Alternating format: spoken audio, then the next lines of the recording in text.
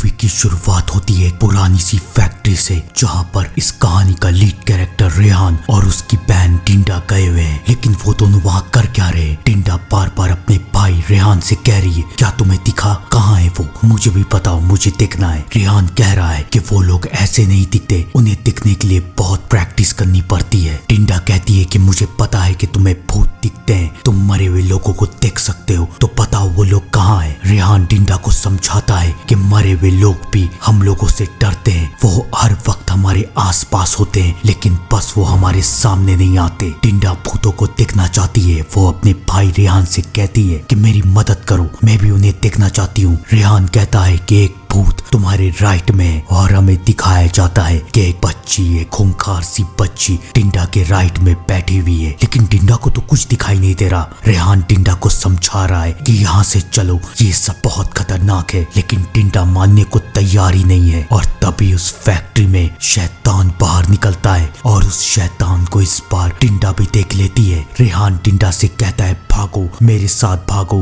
वो दोनों भागते हैं, लेकिन टिंडा गिर जाती है, और अब वो शैतान टिंडा के पास आ चुका है। टिंडा जोर से रेहान का नाम चिल्लाती है, और उसी वक्त रेहान की आंख खुल जाती है। रेहान अब बड़ा हो चुका है। ये कहानी 15-20 साल पहले की थी। रेहान की अब शादी भी हो चुकी है। उसकी बीवी शेरन रेहान से पूछती है, क्या हुआ? आज फिर तुम्हें बुरा ख्वाब आया? तुम नींद में फिर बातें कर रहे थे। रेहान अपनी बीवी को समझाता है कि सब कुछ ठीक हो जाएगा, डरने की बात नहीं है। कहानी आगे बढ़ती है। आज रेहान अपनी जिंदगी में बहुत खुश है। वो अपनी बीवी शेरन से बहुत प्यार करता है। अगली सुबह वो अपनी बीवी शेरन को ऑफिस छोड़ के अपने काम पे जाता है, लेकिन उसे पता नहीं था कि आज का दिन उसके लिए कितना अच्छा होगा। शेरन उसे कॉल करके ये बताती है कि वो माँ बनने वाली है। रेहान बहुत खुश है कि उसका और उसकी बीवी का पहला बच्चा अब इस दुनिया में आएगा। सब कुछ बहुत सही चल रहा है, लेकिन ये कब तक सही चल पाएगा कोई नहीं जानता। रात होती है। रेहान और शेरन अपने कमरे में सो रहे, और हमें दिखाया जाता है कि एक साया धीरे धीरे करके उनके घर की तरफ आ रहा है। वो उनके घर में घुस चुका है। वो रेहान और शेरन को देखता है।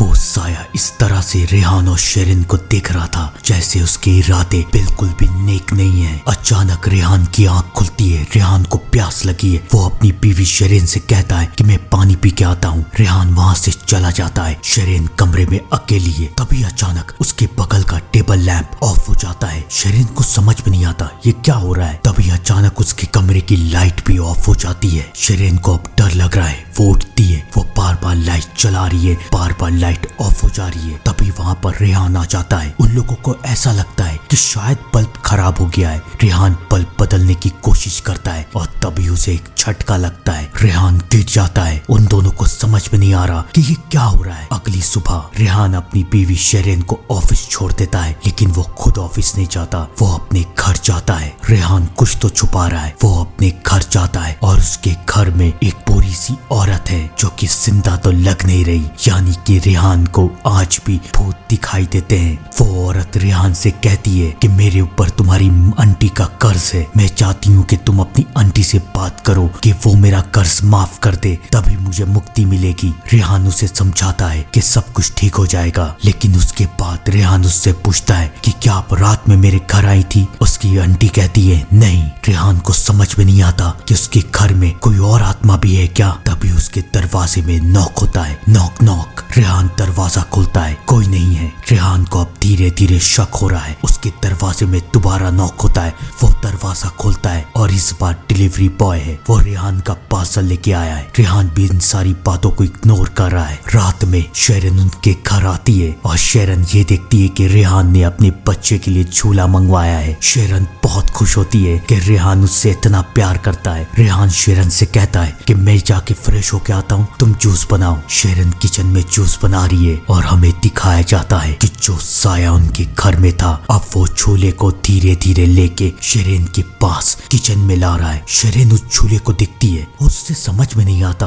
कि ये झूला अपने आप यहाँ तक कैसे आया। वो झूला फिर से शेरेन के सामने शेरेन के धीरे धीरे करीब आ रहा है। अब शेरेन को डर लग रहा है। वो झूले के पास जाती है, झूले को चेक करती है कि क्या है इसमें, और तभी झूले के अंदर से 2 हाथ निकलते हैं जो कि शेरेन के पैर पकड़ लेते हैं। शेरेन जोर से चिल्लाती है। रेहान वहां आता है। शेरेन रेहान को सब कुछ बताती है कि देखो यहाँ पर क्या हो रहा है, लेकिन रेहान उसे समझाता है कि कुछ नहीं होगा, परवाह मत करो, चलो मेरे साथ। रेहान ने उसे तो समझा दिया, लेकिन शेरेन को अभी भी शक है कि उनके घर में कोई ना कोई तो है। अगली सुबह वो ऑफिस जाती है और वो अपनी दोस्त दया से इस बारे में बात करती है। दया शेरेन को समझाती है कि मेरे एक अंकल है कसमान, जो कि भूतों को भगाने का काम करते हैं। अगर तुम कहो तो वो तुम्हारी मदद कर सकते हैं। शेरेन को अब कुछ भी करके उस साये को अपने घर से निकालना था। वो उसके अंकल कसमान से मिलती है। कसमान शेरेन की मदद करने के लिए मान जाता है। वो शेरेन के घर जाता है और उसे भी महसूस हो जाता है कि शेरेन के घर में कोई साया है। वो उस साये को डराता है, कहता है कि ये लोग बहुत अच्छे लोग हैं, इनका पीछा छोड़ दो,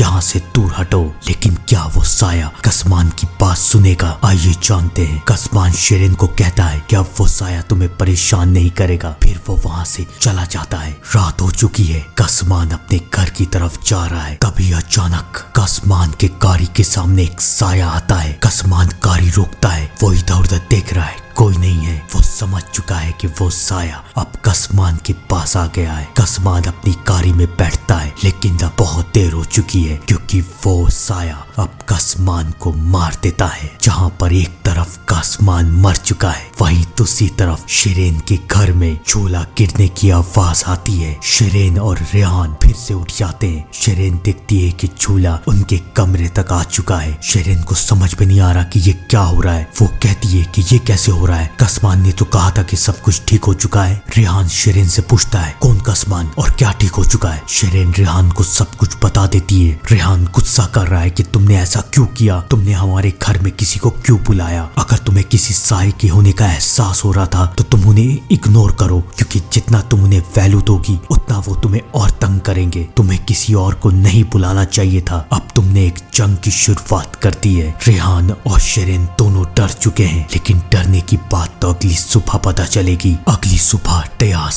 शेरेन को ये बताती है कि मेरे अंकल कसमान कल रात मर चुके हैं। शेरेन समझ जाती है कि उनके घर के साये ने कसमान को मार दिया। आखिर वो कौन है, क्या चाहती है? शेरेन अपनी पति रेहान को बताती है। वो तीनों कसमान के घर जाते हैं और रेहान को कसमान के घर पे उसी लड़की का साया दिखता है, जिसे देख के रेहान चौंक जाता है। रेहान को समझ में नहीं आ रहा कि वो क्या करे। रेहान अपने घर जाता है और अपनी बीवी शेरेन को सब कुछ बता देता है कि मुझे बचपन से भूत दिखते हैं, मरे हुए लोग दिखते हैं। शेरेन पूछती है कि हमारे घर में किसका साया है। रेहान कहता है कि मुझे नहीं पता, लेकिन मैं तुम्हें कुछ होने नहीं दूंगा, मुझ पे यकीन करो। क्या शेरेन अपना वादा निभा पाएगा? आइए जानते हैं। रात होती है। वो साया एक बार फिर से शेरेन के घर आ चुका है। वो चिल्लाता है रेहान रेहान, और ये आवाज किसी और की नहीं बल्कि रेहान की बहन टिंडा की है। टिंडा याद है ना आपको? रेहान भागते हुए नीचे आता है। उसके सामने टिंडा है। टिंडा बार बार उसे अपने पास बुला रही है। रेहान टिंडा के पीछे जा रहा है। वो स्टोर रूम में पहुंचता है और टिंडा उसे स्टोर रूम में बंद कर देती है। आखिर टिंडा चाहती क्या है? टिंडा चाहती थी शेरेन की मौत। कमरे में शेरेन की भी आंख खुलती है। रेहान वहाँ है नहीं, लेकिन वहाँ टिंडा है। टिंडा अब शेरेन के सामने आ जाती है। शेरेन उसे देख के डर रही है। वो अपनी जान बचाने की कोशिश करती है, लेकिन टिंडा ने फैसला कर लिया है कि वो शेरेन को जिंदा नहीं छोड़ेगी। वो शेरेन को सीढ़ियों से धक्का दे देती है और वहाँ दूसरी तरफ रेहान किसी तरह से गैरेज से बाहर निकलता है। जब वो आता है तो वो देखता है कि उसकी बीवी बेहोश पड़ी हुई है। वो अपनी बीवी को लेके हॉस्पिटल जाता है। उसे समझ में नहीं आ रहा कि टिंडा उसके साथ ऐसा क्यों कर रही है। हॉस्पिटल में जब शेरेन की आंख खुलती है तो शेरेन ये दिखती है कि उसके पास उसकी दोस्त दया से। रेहान कहाँ है? दया शेरेन को ये बताती है कि रेहान किसी काम के लिए गया है और हमें दिखाया जाता है कि रेहान टिंडा के घर गया है। वो अपनी आंटी के पास जाता है और पूछता है कि टिंडा कैसे मरी थी, बताइए मुझे। उसकी आंटी भी समझ जाती है कि उनकी बेटी टिंडा रेहान को परेशान कर रही है, लेकिन क्यों, क्या चाहती है वो। रेहान एक तरफ टिंडा की कहानी जान रहा है और वहाँ दूसरी तरफ टिंडा शेरेन को मारने के लिए एक बार फिर से हॉस्पिटल पहुंच चुकी है। वो एक हाउसकीपिंग के अंदर घुस जाती है और वो औरत शेरेन के कमरे में जाती है। वो सफाई कर रही है और वहाँ तयास शेरेन का मूड ठीक करने के लिए शेरेन को हंसा रही है। वो कह रही है कि भूत कुछ नहीं होता, अगर भूत मेरे सामने आ जाएगा ना तो मैं तो उसे भगा दूंगी। ये सुन के टिंडा को गुस्सा आ जाता है और टिंडा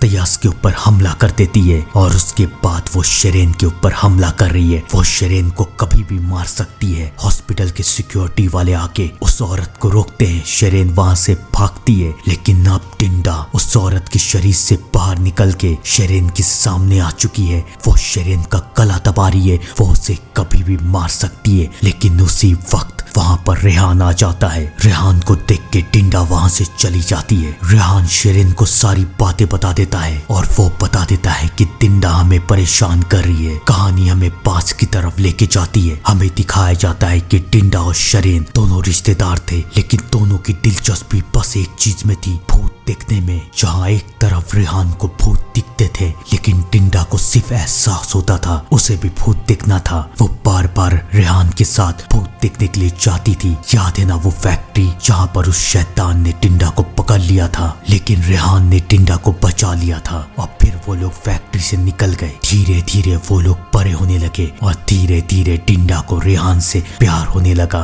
रेहान को ये बात अच्छी नहीं लगती क्योंकि टिंडा उनकी रिश्तेदार थी। रेहान टिंडा को समझाता था, लेकिन टिंडा तो रेहान के प्यार में पागल हो गई थी। ये बात टिंडा की माँ भी समझ चुकी थी, इसलिए उसने टिंडा को पढ़ने के लिए बाहर भेज दिया। धीरे धीरे वक्त बीतता गया और अब बारी है रेहान की शादी की। रेहान की शादी हो रही थी और टिंडा अपने घर आई। वो बहुत नाराज है। वो अपनी माँ से कहती है कि मुझे रेहान से मिलना है। उसकी माँ उसे समझाती है कि रेहान तुम्हारा रिश्तेदार है, तुम उससे शादी नहीं कर सकती, लेकिन टिंडा बहुत गुस्से में है। टिंडा ये कहती है कि रेहान और मैंने बचपन में एक दूसरे से वादा किया था कि हम दोनों में से अगर कोई मर जाए तो दूसरा उसके पास आएगा, उसे शैतान से बचाएगा। फैक्ट्री वाला शैतान तो आपको याद ही होगा ना। रेहान को ऐसा लगता था कि उसने टिंडा को बचा लिया है, लेकिन असल बात तो ये थी कि वो शैतान अब टिंडा के ऊपर हावी हो चुका है। अब टिंडा के पास रेहान को पाने का कोई तरीका नहीं है और अब उसे मरना पड़ेगा। टिंडा अपने आप को मार देती है क्योंकि उसे यकीन है कि अगर वो आत्मा बन जाएगी तो रेहान उसे ढूंढता हुआ आत्माओं की दुनिया में जरूर आएगा। रेहान आया नहीं तो टिंडा रेहान को उसका वादा याद दिलाने के लिए उसके घर में आ गई।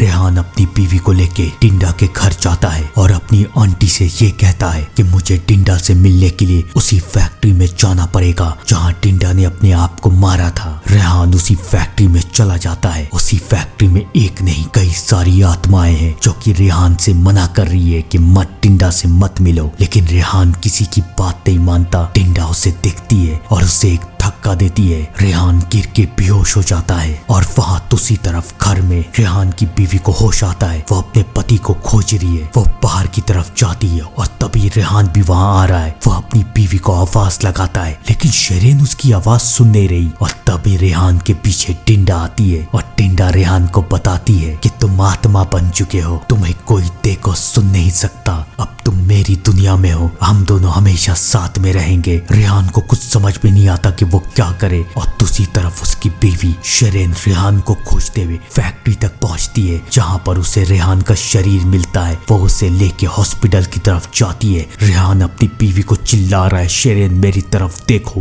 लेकिन शेरेन उसकी तरफ देख भी नहीं रही। वो बेचारी क्या दिखती, उसे तो कुछ सुना ही नहीं दे रहा। जहाँ पर एक तरफ धीरे धीरे रेहान का शरीर मरते जा रहा है, वहीं दूसरी तरफ रेहान की आत्मा टिंडा से समझा रही है कि प्लीज मुझे जाने दो, मैं तुमसे प्यार नहीं करता, मेरी एक फैमिली है। टिंडा उसे रोकने की बहुत कोशिश करती है, लेकिन आखिरकार टिंडा को भी इस बात का एहसास हो जाता है कि वो जो कर रही थी वो गलत था। टिंडा उसे कहती है कि ठीक है, मैं वापस लौटने में तुम्हारी मदद करूंगी। टिंडा तो मान गई, लेकिन टिंडा के अंदर का शैतान नहीं माना। अब वो शैतान अपने रूप में आ जाता है और रेहान की आत्मा को खाने लगता है। जहाँ पर एक तरफ रेहान की आत्मा खत्म हो रही थी, वहीं दूसरी तरफ रेहान का शरीर भी धीरे धीरे मरता जा रहा था। रेहान की बीवी शरेन रेहान से कहती है कि तुमने टिंडा से किया गया वादा निभाया, तुम मरने के बाद भी उससे मिलने के लिए गए, तो तुम अब मुझसे किया गया वादा निभाओ, तुम मेरे साथ रहो, हमारे बच्चे के साथ रहो। रेहान की आत्मा शरेन की ये बात सुन लेती है और वो उस शैतान से लड़ती है। रेहान टिंडा को समझाता है कि टिंडा शैतान के ऊपर काबू करो, तुम इससे काबू कर सकती है। और टिंडा और रेहान मिलके उस शैतान को हरा देते हैं और कहानी के आखिर में रेहान भी अपने शरीर में वापस चला जाता है और अब टिंडा भी उन्हें परेशान नहीं करेगी। थी ना अच्छी कहानी? कमेंट पे जरूर बताइएगा। तब तक के लिए thank you and good bye.